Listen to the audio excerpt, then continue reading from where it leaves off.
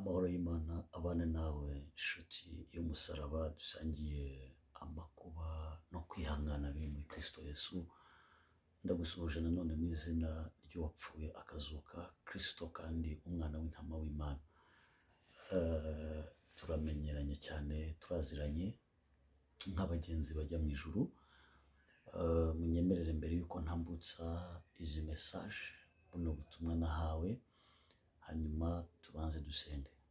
Mu izina rya Yesu Kristo umwana w'intama w'Imana, turagushimiye kuko mu myaka 7 tumaranye nawe kuri izi mbuga nkoranyambaga watubereye uburinzi, watubereye Imana, watuvuganiye aho tutabasha kwivuganira. Ibihe biragoye ariko ntibigoye abera gusa, n'abandi benshi bagowe n'iminsi n'ibihe, cyane cyane ibihugu bimwe na bimwe n'abayobozi babo ntibafite icyo kubikoraho, kuko abenshi bisanze bari kugwa mu mitego ya bagenzi babo. Ariko by'umwihariko ndagaruka ku itorero ryawe, kuko niryo rizabaho ubuzima bwa none, rikazabaho n'ubuzima bw'iteka ryose.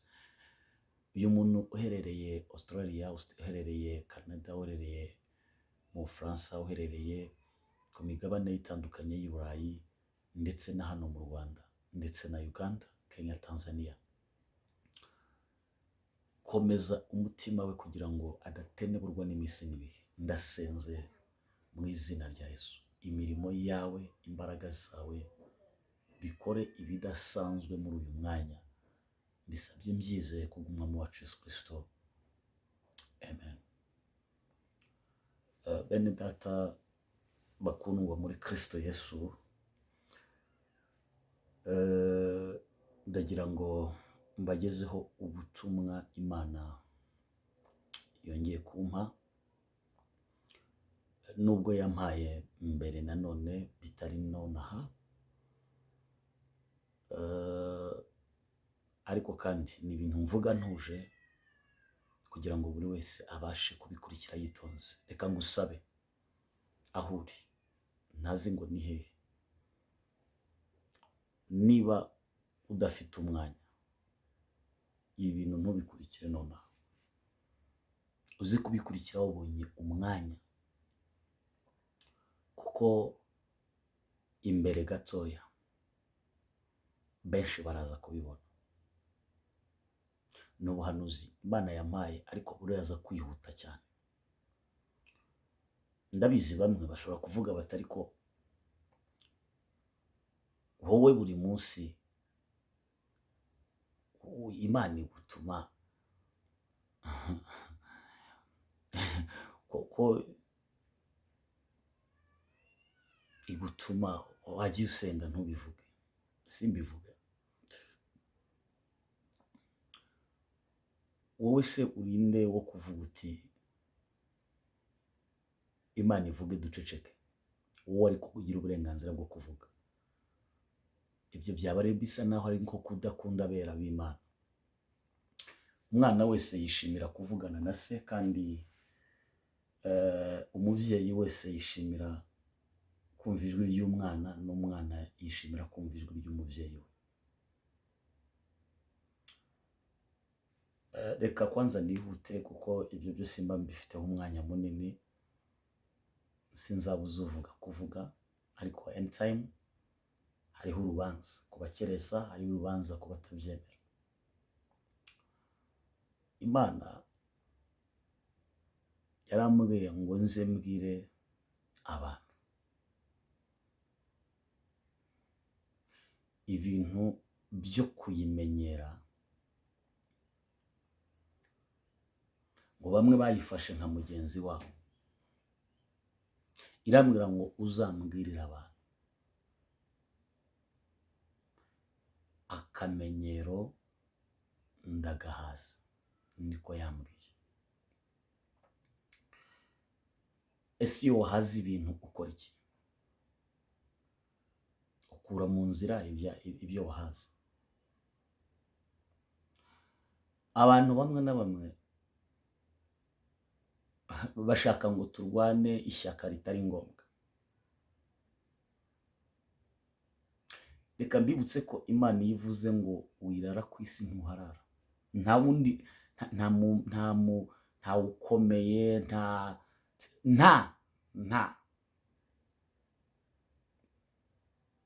nta waza ngo ayibwire ngo urabona ngo mpetse ngo nuclear, mfite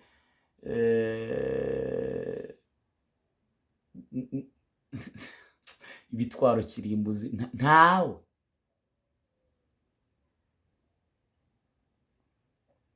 Rero yarambwiye ngo mbwira abantu ngo ubwije guca akamenyero odili pilistance, ayiwe mana we, ubwije guca akamenyero ngo ntihazagire utaka kuko byose byarumviswe.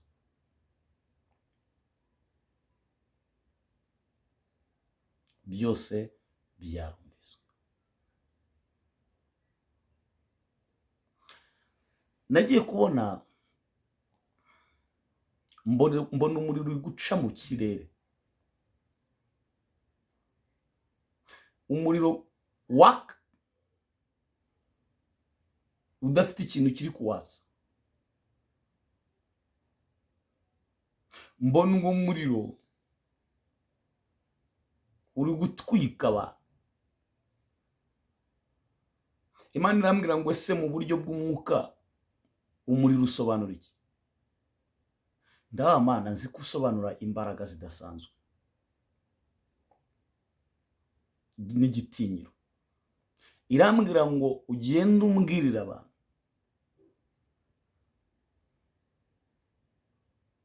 ngo igitinyiro cyanjye kigiye kubatitiza. Simaze iminsi mbabwira ko ibyorezo biri gututumba mu isi iri spiritual, mu isi itagaragara. Ntacyo ubu nyine abakozi b'Imana bamwe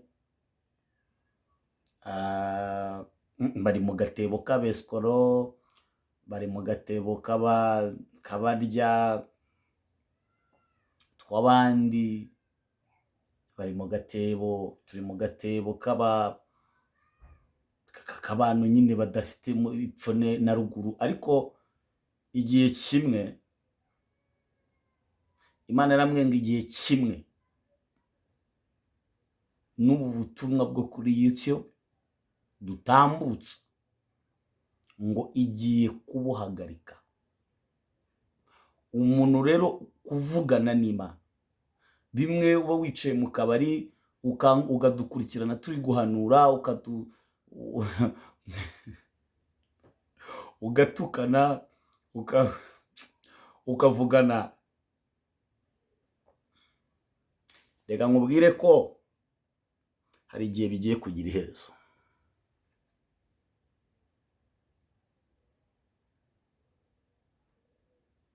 Hari igihe uzakenera no kumenya ngo ese bimwe by'abarokore noneho byagenze bite.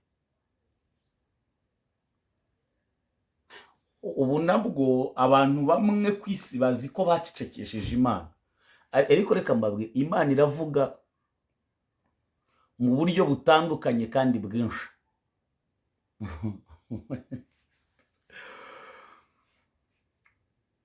Reka mvuge ko abera bo bazakomeza kumva ijwi ry'Imana pe.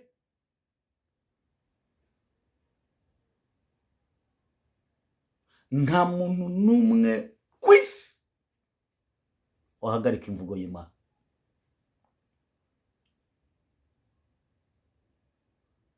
Yakobo yapfaga Yohana yahunze, Yeremiya yapfaga Yesaya ari kuvuka, Yesaya yapfaga Yeremiya nawe avuka. Nuko byestaye ibintu by'Imana. Mose yapfaga Yosuwa ahaguruka, kugeza isi irangiye Imana izakomeza kugira abakozi ikoresha. Icya kabiri Imana yambwiye, ubwo icya mbere igitinyiro cy'Imana abantu bagiye kukibona, ubyandika hano muri ajenda. Icya kabiri Imana yarambwiye ngo insengero nyinshi ziri kugenda zinjizwa mu mwuka uri sataniste, mu buryo n'abanyamadini bamwe na bamwe batamenye biri kugenda bite. Imana irambwira ngo ikeneye abantu bahaguruka bakavuga ukuri uko kuri.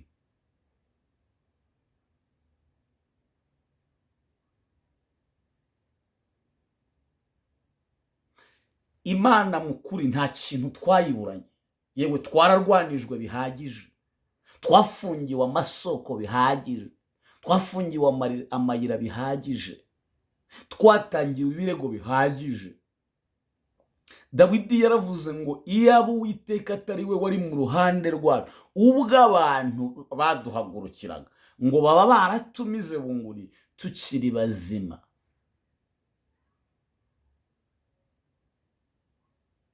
Twatezwe ibigoyi, amasura yacu yarangiritse.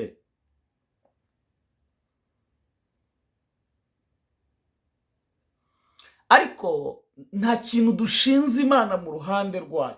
Yabaye Imana yo kwizerwa, yatubereye umubyeyi w'indahemuka, yatubereye umubyeyi w'indakemwa.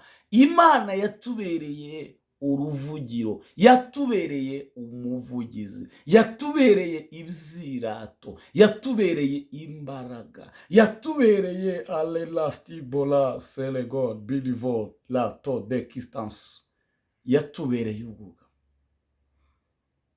Kuyivugira rero kuri twe nibwo buzima bwacu.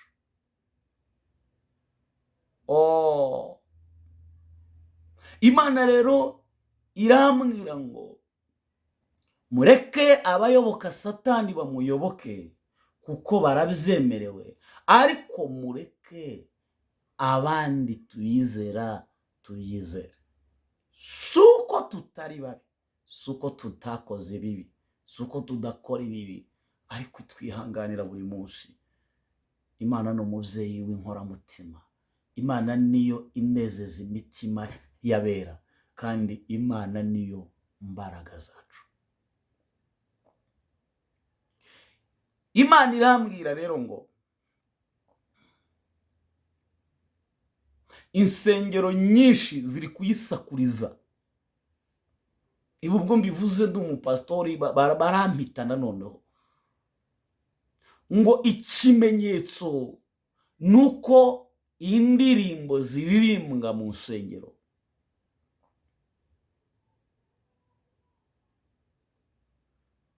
tuyoboye, bakozi b'Imana,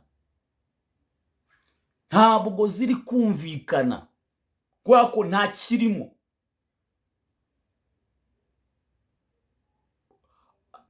Ikimenyetso gihari ngo ibyuma biri gusakuza kurenza n'amajwi y'abana b'Imana, ngo Imana nibura yumve.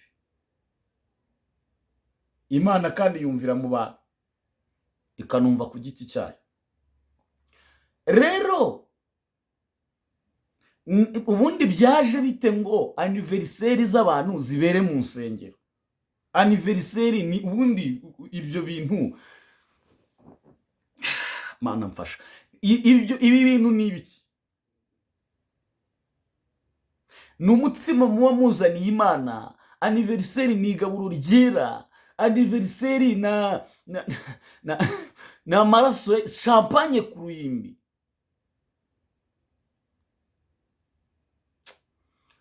Reka rero mbereke, njyewe kugira ngo nyobore ibintu bimeze gutyo, navuga ubutumwa hano kuri YouTube.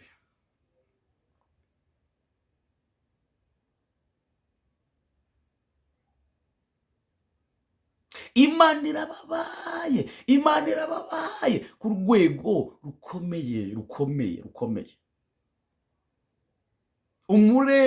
Umurengo wishe abarokore. Kera tukiba mu buvumo,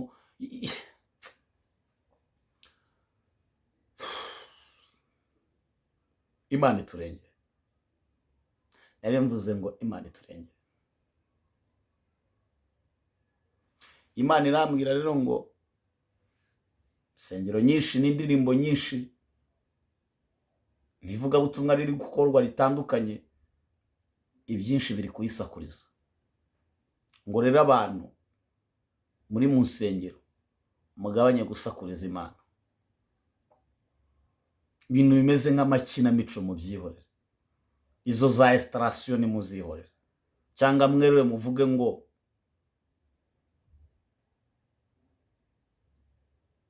ibintu turimo n'ubugoryi buraho bimenyekana. Icya gatatu, murabizi ko ntajya ntinda, ubwo yaba iminota 10 yaba 15 nzantambutse ikintu ko nagihawe. Imana yarambwiye ngo uko ibintu mubimenyereye siko bigiye kuguma, akamenyero kagiye kurangira. Ndacyatanga message z'ibinyabiziga bitwarira abantu hamwe. Satani yarabisabye na nizi saha, ibimenyetso byo birahari.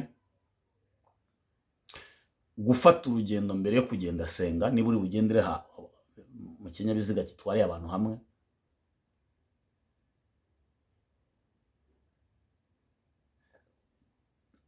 Imana yarambwiye ngo uzambwirira abantu banjye ko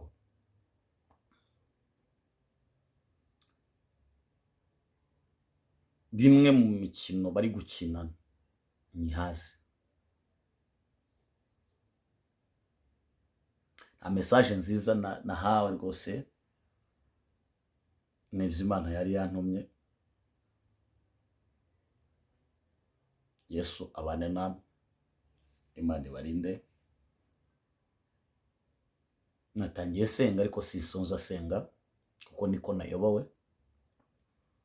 Shalom.